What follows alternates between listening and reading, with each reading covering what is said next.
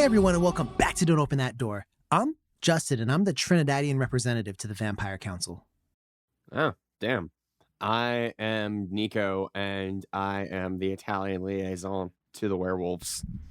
Well, I'm Dan, and I am Hungarian for some blood.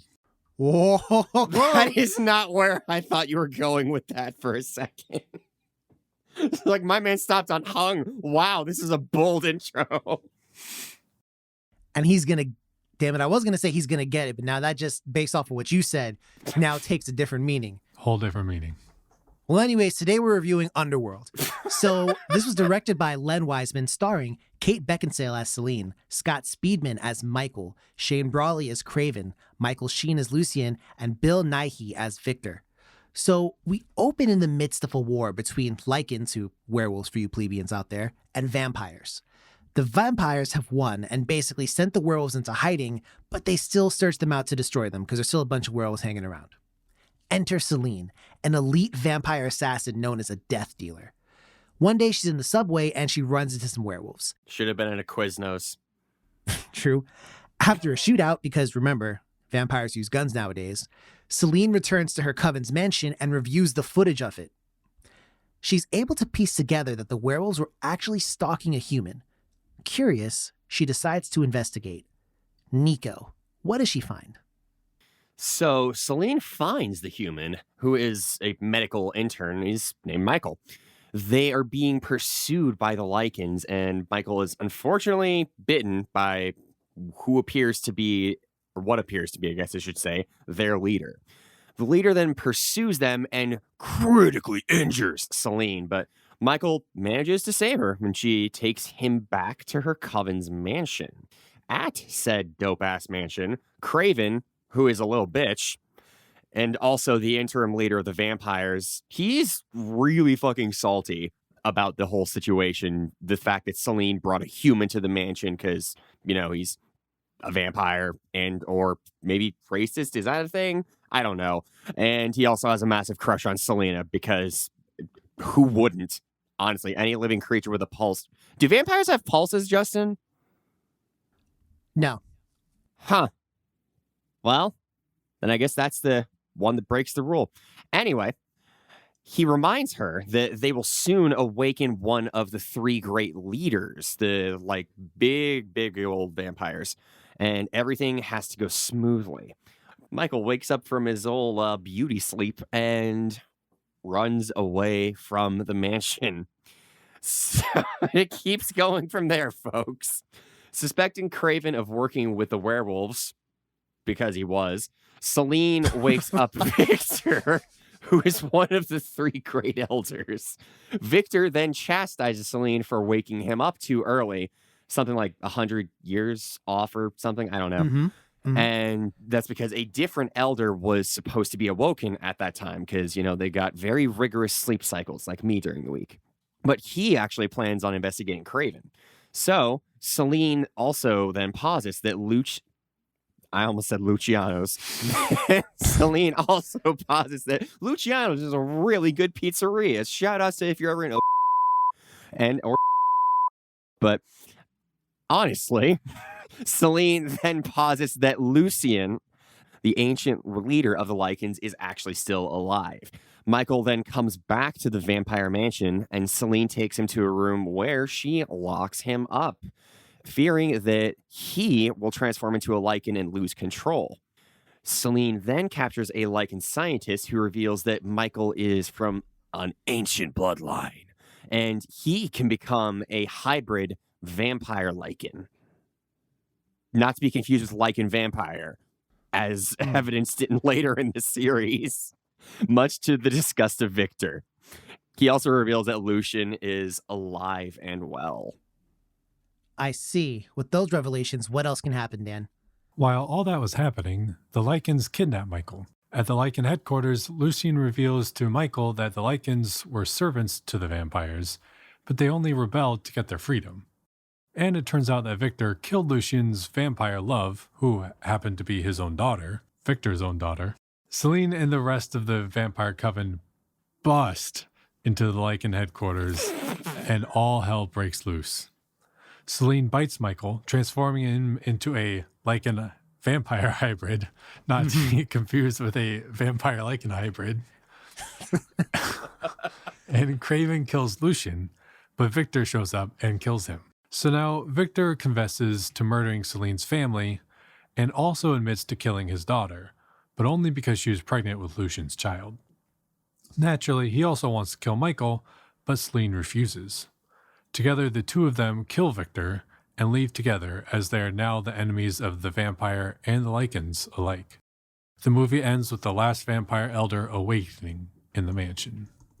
I see. So let's go ahead and take things from the top, shall we? Nico, how does this movie look? This movie looks exactly like the year it came from. This is something we've mentioned a couple times on the podcast for other movies in this era, like The Ring and a couple of others. This is so 2004 it hurts, like in the best way. We've got all of these badass, like everyone had seen The Matrix and was like, fuck, I gotta get on that aesthetic. So everyone there is in like leather or like spandex or some shit. And it's just like, it is a very deep aesthetic and I appreciate it. They got the heavy trench coat vibes. Yeah, man. Everybody has a trench coat that they wear at some point in time. One of the vampires had like really dark tinted sunglasses. And I was like, oh, this guy's a badass for sure. He's so cool. But I think another thing to visually talk about is the lichens, specifically because they transform into, you know, what you would consider to be werewolves. They look so fucking good, honestly. I think. Yeah, I agree. I think for the year, I think they look really good, to be completely honest. Dan, your thoughts on how they looked? Yeah, I thought they looked great. And like you guys said, like, this is very 2000s. There's a lot of hair. Like, all the characters had long hair. There is. Very moody, very broody. Yeah, very 2004. Very 2004 indeed. Shout outs to The Brood, Gangrel, Edge, Christian. What you guys know about that? But anyways. I don't. What do we also want to think about in terms of the sound here? Because there's a lot to listen to. Dan, I want to start with you. What are the sounds in this movie like? Keeping in the 2004 aesthetic, a lot of over-the-top Foley, I would say. Like the action and the fights and everything. And even when the werewolves are growling, it sounds like kind of cool, but it's also like, yo, that was a lot. Like, that was a lot of growl. Like, that was a fucking lot. Like, you can tone it down a little bit. There was this one scene with like this like industrial rock kind of song, you know, just like you would expect, you know, as we've talked about visually, as you know, so is the audio. But I mean, overall, I thought it was good. Blast from the past. Indeedly do. One thing I will say about the sound had me almost fall out of my couch when I first started watching the movie.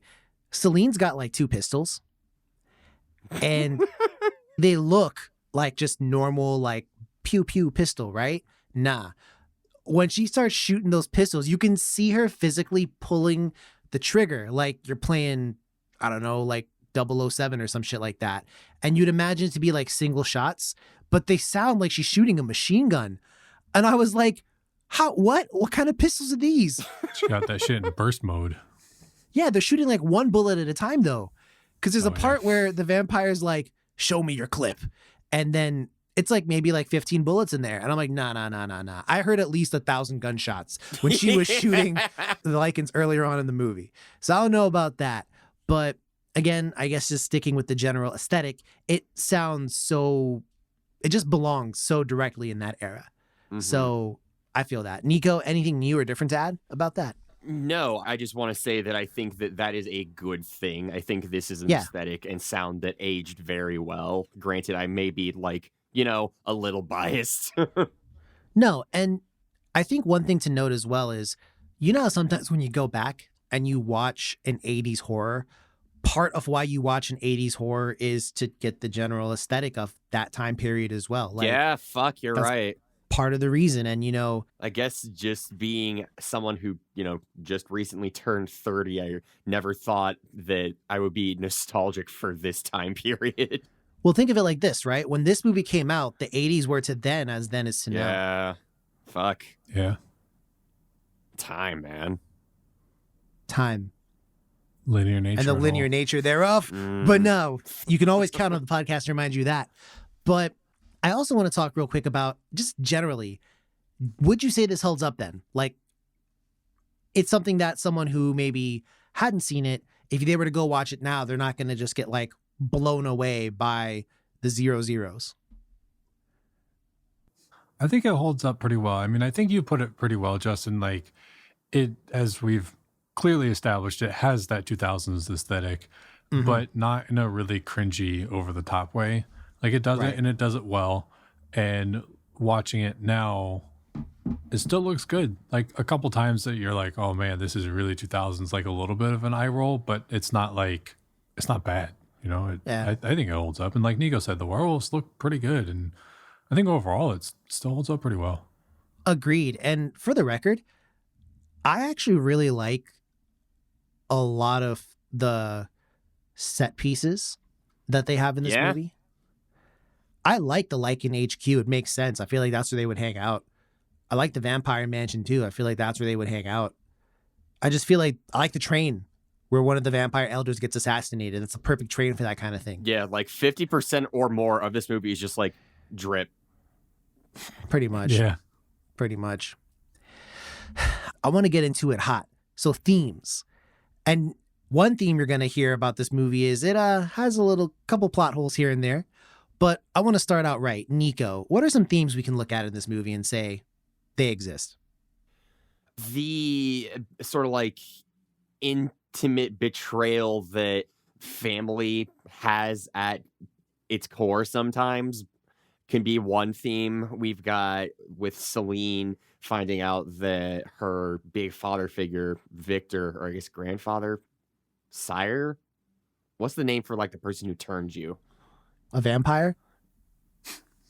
No, yeah, okay. Yeah, the vampire figure. Yeah. That vampire movie. All right. Anyway, there is that definite sort of tension there across not only the relationships we see with Celine to Victor and the coven, but also with the way that werewolves interact with each other too. I think that is, for what it's worth, a entertaining depiction of these sort of characters, if not certainly a little wacky at times. True enough. I think my biggest thing that I can kind of see here is kind of classism, because the vampires are basically European aristocrats. They live in their mansion. They often refer to the Lycans as dirty animals. And they just generally, they don't seem to be people that would associate themselves with the quote unquote lower class. Like, they just wouldn't do that.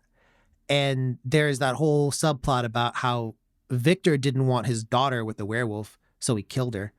And Celine basically does the same exact thing. He says, hey, you remind me so much of my daughter. That's why I took you in. You remind me of my daughter. And then, yeah, sure enough, she was exactly like his daughter, because she also wanted to be with the werewolf. I guess at the end, he turned out to be a Lycan vampire hybrid, but he started off as, I guess, a Lycan. So that's certainly a thing. Dan, did you see anything else that you wanted to bring to the forefront? Not really. I mean, I think that both covers it. I mean, the only other thing would be, I can't quite decide if it's classism or racism. It could be both. It could honestly apply to both. It could go either way, I think. I mean, you said everything already about that. I think it could go either way. Now, in my opinion, this movie actually takes things a little bit left. So I got to ask the pod, who are the good guys and bad guys in this movie? Who would you say are the good guys in this movie? I don't know. I mean, I feel like it changes throughout, or maybe not changes, but the more information we learn about the history, like the less I'm convinced that so-and-so is a good guy. I mean, Victor was pretty clearly not a good person in the past with enslaving this whole race of people. The vampires don't seem to be all that good. The werewolves just seem to be fighting for their freedom and trying to live. but they also do really fucked up shit too.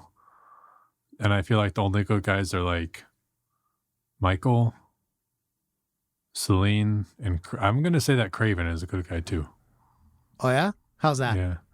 Or maybe not bad guy. Maybe not good guy, but not bad guy. Because I think he's the one who like tried to broker a deal with the Lycans. Mm-hmm. And it was a betrayal to the vampires. So he's made out to be a bad guy. But I mean, the goal was peace. He also is, again, a fuck. Yeah. And I mean, in the end, it turned out to not be right, but he tried, sort of. Yeah. See, I'm of the firm opinion here that the vampires are totally the bad guys. Like 100%, I'm of the firm opinion that the vampires are the bad guys in this one. Celine is not even a good person. She just happened to fall in love with like the right werewolf. But I mean, if you look at it, literally Celine, she's a death dealer. She just kills werewolves. That's all she does. She's been killing werewolves for like however long she's been alive. And the only reason she ever even stops and hesitates is for Michael. She doesn't give a shit about the Lycans. She doesn't give a shit about anything. She just doesn't want Michael to die. So that's why she does it. But then later on, we find out that, as Dan, I think, said in the synopsis. Oh, God, is this Romeo and Juliet? Michael is descended from a literal line of nobles. Like, one of the ancient vampires is a relative of Michael's. They're both descended from the same line. I think it's like the Corvinus line or something like that.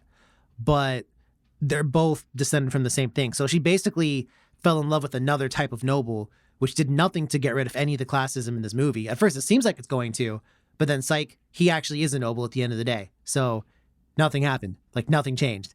I think the werewolves are good guys. I think they're all the good guys. Like, yeah, okay, they might help like hunt humans, but I think the vampires might too. So, and that's one thing there's a general lack of in this movie I was actually very appreciative of. Humans. Yeah. Yeah. I think we see a grand total of like one normal person in this entire movie. Yeah, it's Michael's friend. Prison Break guy. Yep. Also acted in The Flash. Yep. But Nico, I got to get your take. You agree with me that the vampires are bad, werewolves are good? Oh, yeah, no, totally. Like, I'm totally for the werewolves here. That's why I'm the liaison. True enough. You did say so. I now want to ask really quickly. We've seen a couple different vampire movies on the pod. How does this compare to those? I think this is a much more action-y take on it. And yes, as we've discussed, it does obviously get into classism, racism, whatever, and things like that. But I feel like a lot of other vampire flicks are more heady in that regard. Heady, whatever. And definitely like deal a lot more with that. And this was sort of, okay, there's going to be a plot of this, but let's just make a really fucking 2004 movie and moody and The Matrix, except vampires, you know? That is fair. That is completely fair. Now, Nico, I want to get your thoughts on this, and also kind of like taking into account probably one of the bigger vampire movies we've watched recently, which is Blade. How does this compare? And do you think there's any inspiration that this movie took from Blade? Yeah. I was talking with Justin about this earlier, and I was telling him this is like the white version of Blade. Yeah, you're kind of right. I don't mean that as like a negative thing or anything, but it's just like, oh, all right, yeah, so this is the color swap on the Super Smash Bros. Palette of vampire movies. As a quick curiosity, how do you think Blade would fare in this movie if Blade was in this movie? Oh my God, he'd fucking destroy all of them. Yeah. Bro, like, Victor was such a little shit. The werewolves are clearly shown to be these strong-ass motherfuckers, and Victor's dead-ass just a fucking dude. Like, he's not intimidating at all. Look, all I know is Blade, I feel like, would literally just, like, rock up and none of the vampires would be able to touch him. Like, Blade's done some crazy shit. Also, you'll remember when Blade hit the man with the suplex? Like, he back body dropped a fool. This man played Final Fantasy VI, yeah. Yo. Also, shout outs to the quote once again. Motherfucker's always trying to ice skate uphill. Oh, yeah. I was like, yo. I forgot about his one-liners, bro. Yeah. So I do feel like this movie drew heavy inspiration from The Matrix and Blade. I think, it's a cool, fun kind of take. Now, the one thing I will say that this, I think, excels at, and we only see it for like very limited scenes, but if you were a vampire, you would be doing like mad debauchery, bro. You would just be doing that because you have an eternity to live. So what else are you about to get into? And there are parts where Celine enters the mansion and like the opening room of the mansion just has a bunch of vampires in like nice outfits chilling out, sipping on blood. And I'm like, that's fair. Yeah. And I would love to see a movie where there's like more of that, because I think that the vampiric society in and of itself is kind of a cool thing to focus in on, because there's so much that goes on, like the interplay between like the council and like the people and just like general shit. I like seeing shit like that and reading about it. It's only in like very, I don't want to say arcane, but like out there texts where you would read some shit like that where it's like, oh, and then like the council made this decision and it's like, oh shit. But I don't know. Now, another question I have for you guys is, how do you guys feel about the representation of both vampires and lycans/werewolves in this movie as opposed to their kind of origins or powers, strengths, and such in folklore? I want to give you guys a little bit of a prompt here as well. Starting off, Celine narrates and she says, like, the moon lost her sway on the lycans as they learned to shapeshift whenever they wanted. And how do you feel about that? When you have lycans who can shape change basically whenever their heart desires, basically. I feel like they're OP. OP as fuck. A little bit, yeah. I think that was sort of a bit of lazy writing to get around the constraints of What? werewolves. The quality of writing is not top notch in this movie? No. Who would have thought? So just quick little preview on my one sort of big problem with this movie. It's something where if you start to think about what you were really watching on like any level past service level, a lot of the stuff just kind of quickly falls apart. And I'll say a little bit more on that later, but it's not the most intelligent of movies. Kind of true. Snapping back real quick to the werewolf origin, I don't mind them being able to change kind of like whenever they want. I don't mind that part so much, but I'm more so concerned with the fact that it seemed like their explanation was odd, because they talked about like older lycans being able to do it, like, like masterful ones that have really been around for a long time. But I don't know, like it doesn't quite make sense, right? Like you would assume with all the ones that the vampires were killing, there wouldn't be a ton of ancient ones left. And yet every single one is able to transform right. like at will. Yeah. So I guess, I don't know, like I was thinking that would maybe be an ability that would be reserved for like the real badasses, and like the regular ones would just be like enhanced. Like they'd be just like really strong or whatever else like that, but they wouldn't be able to turn into that full on beast mode. I don't know. And then changing themes here to the vampires. Did you guys appreciate it? Did you think they covered everything they needed to cover about vampires in terms of folklore? Would there be anything that you would add?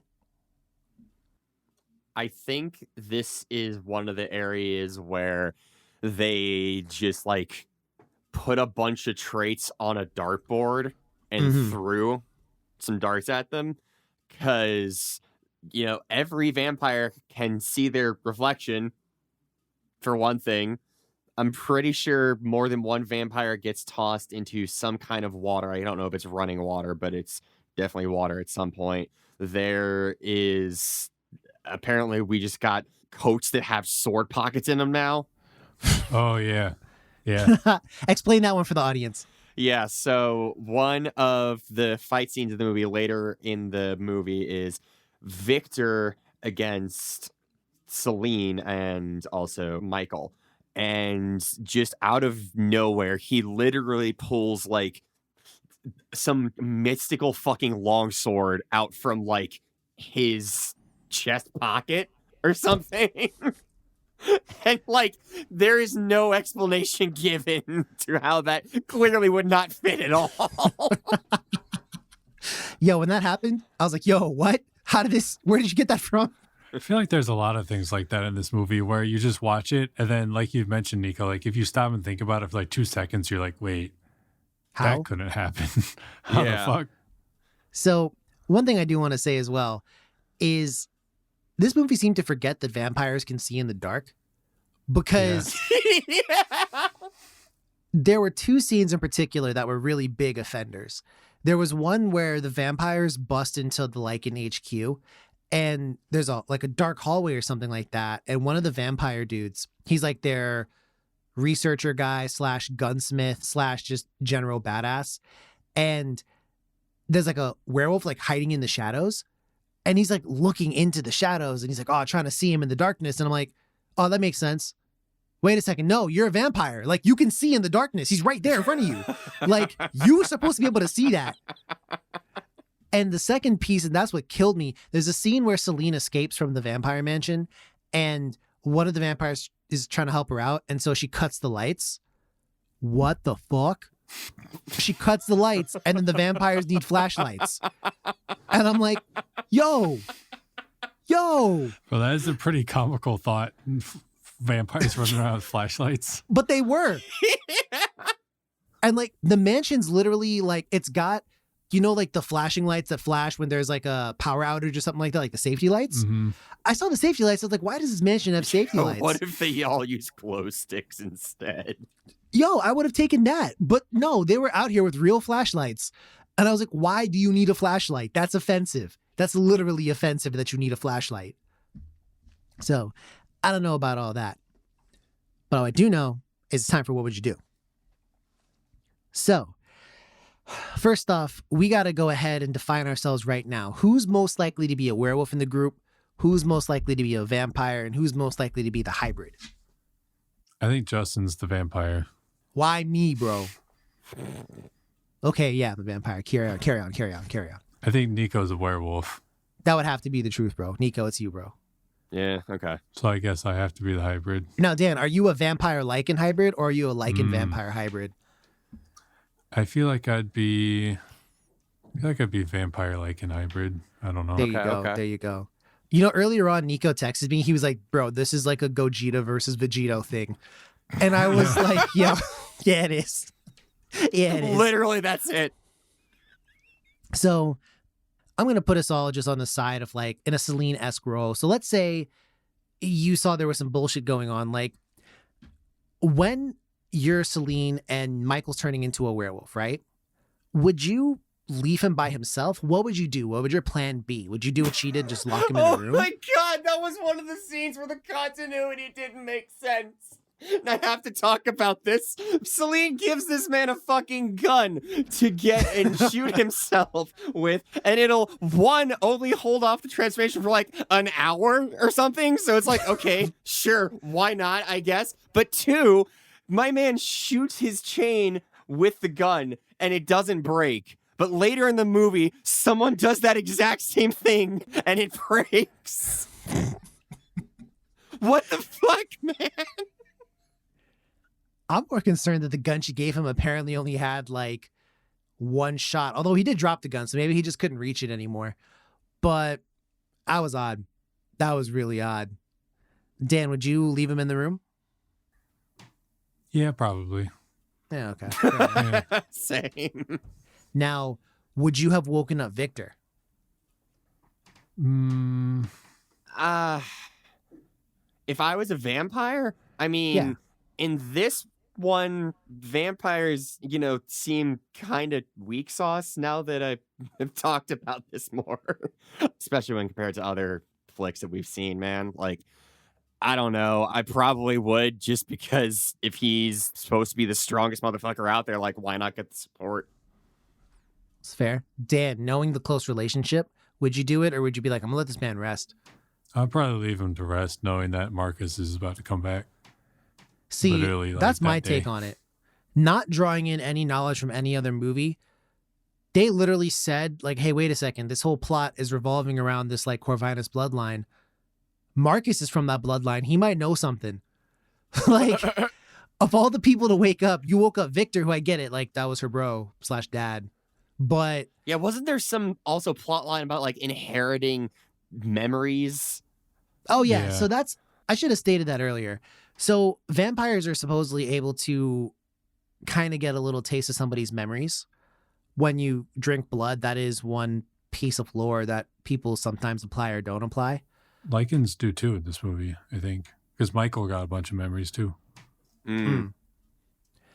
And one thing about it was, I guess Celine didn't have enough, like, I guess, I don't know, Victor needed like a D-cell battery and Celine was only like double A or something like that. So she wasn't powerful enough to like fully recharge him. That's why he had to go on like blood life support for a little bit after he woke up. And that's why the memories were all kind of distorted. But I don't know. I was kind of weird. And lastly, if you had a choice between, like, let's say there was Victor and Lucian in the final fight, would you have killed them both like the heroes did, or would you have sided with one over the other? I think I would have gone with Lucian. Yeah, honestly. Agreed. And you want to know why? There was one scene in this movie that made it for me. There's a part where there's two werewolves fighting, and Lucian's like, what the fuck are you guys doing?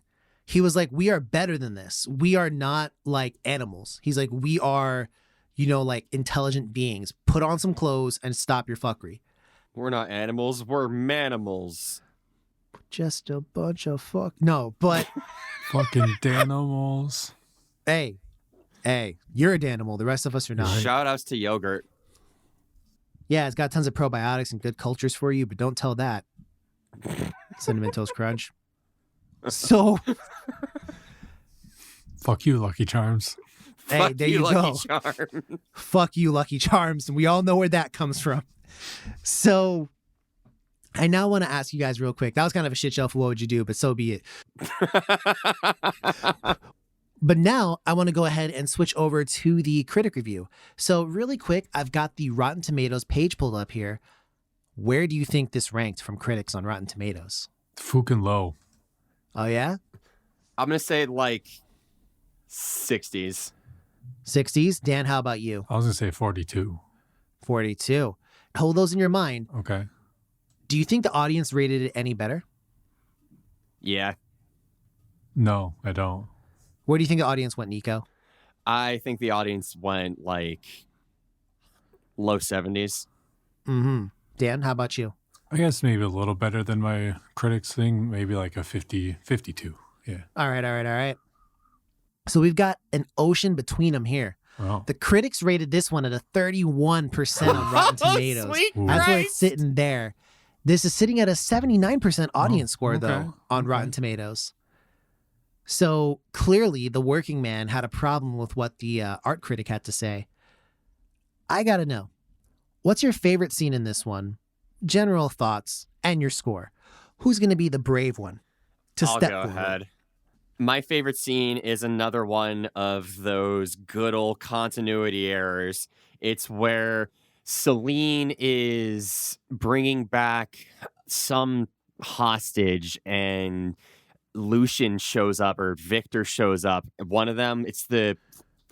It's Kraven. It's Kraven. Okay, Christ. Yes, it's later on in the movie. Kraven shows up to talk with Victor, and Celine outs him as the betrayer of everyone here.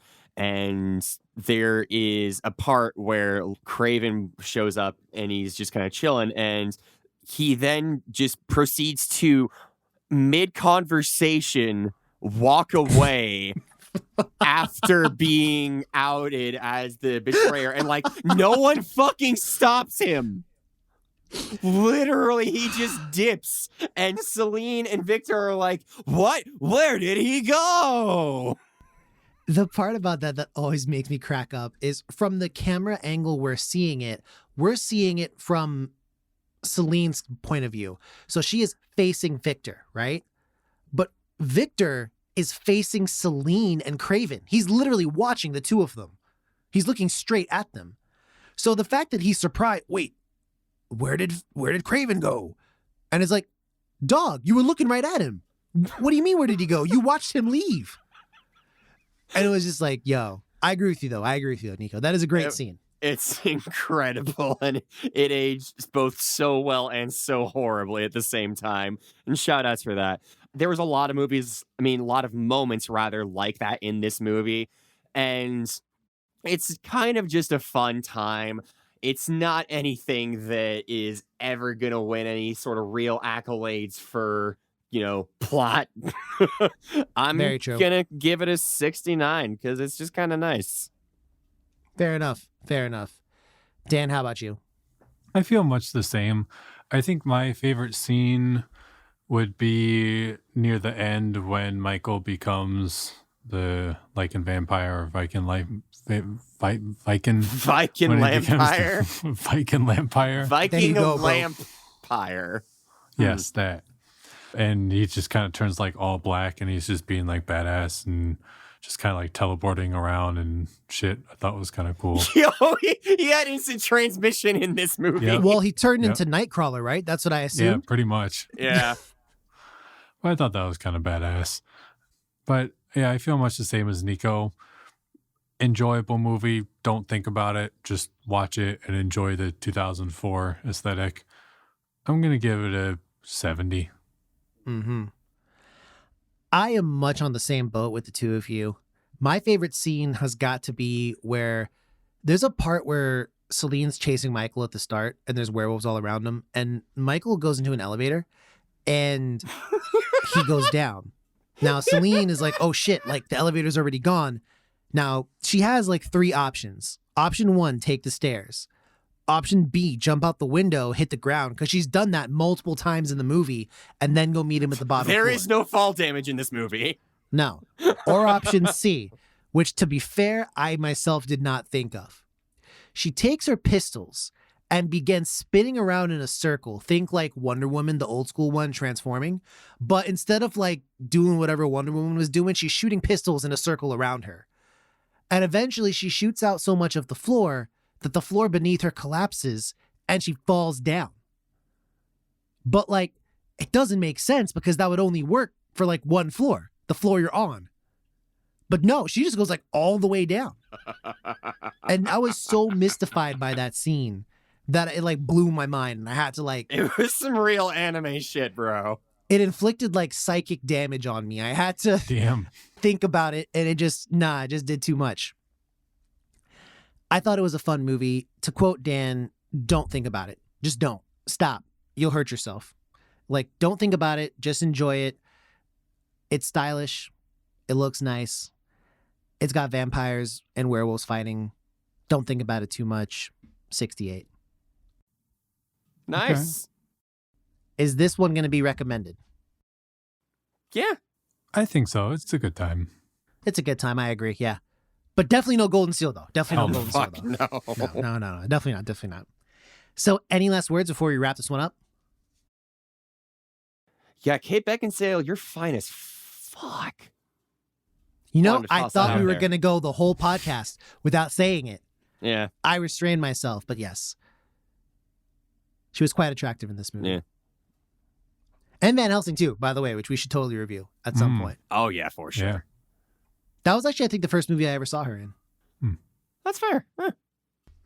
But anyhow, if you like what we've heard, want to tell us we're wrong, tell us we're right, or that you're secretly a vampire, hit us up. We're on Twitter and Instagram at DOTD Horror. We're also on Facebook. Don't open that door. Till then, take care of yourselves. Watch out for creatures that go bump in the night. And as always, dear listener, don't open that door. Bye.